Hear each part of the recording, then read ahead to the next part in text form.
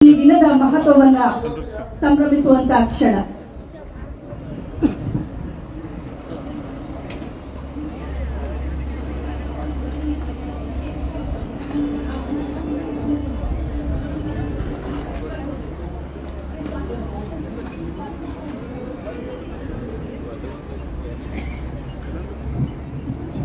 ನಾವೆಲ್ಲರೂ ಕೂಡ ಏಕಕಾಲಕ್ಕೆ ಸಂವಿಧಾನ ಪೀಠಿಕೆಯನ್ನು ಓದುವ ಮೂಲಕ ಈ ಒಂದು ದಿನದ ಐತಿಹಾಸಿಕ ಕ್ಷಣಗಳಿಗೆ ಸಂಭ್ರಮಕ್ಕೆ ಸಾಕ್ಷಿಯಾಗೋಣ.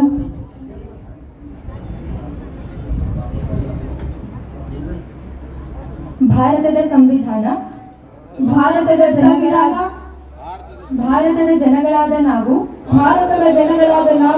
ಭಾರತವನ್ನು ಒಂದು ಸಾರ್ವಭೌಮ ಸಮಾಜವಾದಿ ಸರ್ವಧರ್ಮ ಸಮಭಾವದ ಪ್ರಜಾಸತ್ತಾತ್ಮಕ ಗಣರಾಜ್ಯವಾಗಿ ರಚಿಸಲು ಮತ್ತು ಅದರ ಸಮಸ್ತ ನಾಗರಿಕರಿಗೆ ಸಾಮಾಜಿಕ ಆರ್ಥಿಕ ಮತ್ತು ರಾಜಕೀಯ ನ್ಯಾಯ ವಿಚಾರ ಅಭಿವ್ಯಕ್ತಿ ವಿಶ್ವಾಸ ಧರ್ಮಶ್ರದ್ಧೆ ಮತ್ತು ಉಪಾಸನಾ ಸ್ವಾತಂತ್ರ್ಯ ಸ್ಥಾನಮಾನ ಹಾಗೂ ಅವಕಾಶ ಸಮಾನತೆ ದೊರೆಯುವಂತೆ ಮಾಡಲು ವ್ಯಕ್ತಿ ಗೌರವವನ್ನು ರಾಷ್ಟ್ರದ ಏಕತೆಯನ್ನು ಹಾಗೂ ಅಖಂಡತೆಯನ್ನು ಸುನಿಶ್ಚಿತಗೊಳಿಸಿ ಅವರಲ್ಲಿ ಭ್ರಾತೃ ಭಾವನೆಯನ್ನು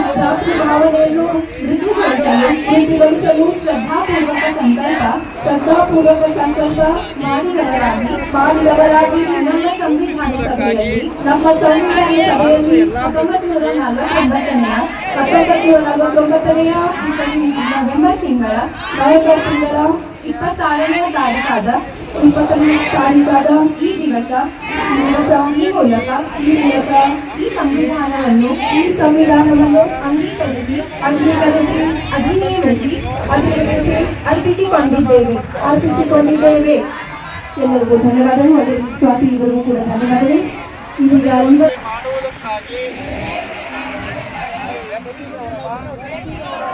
ದೇಶದ ಏಕತೆ ಮತ್ತು ಸಮಗ್ರತೆಗಾಗಿ ಎಲ್ಲರಲ್ಲಿ ಮಾತೃತ್ವ ಭಾವನೆಯನ್ನು ಮೂಡಿಸುವುದಕ್ಕೆ ದೃಢ ಸಂಕಲ್ಪ ಮಾಡಿ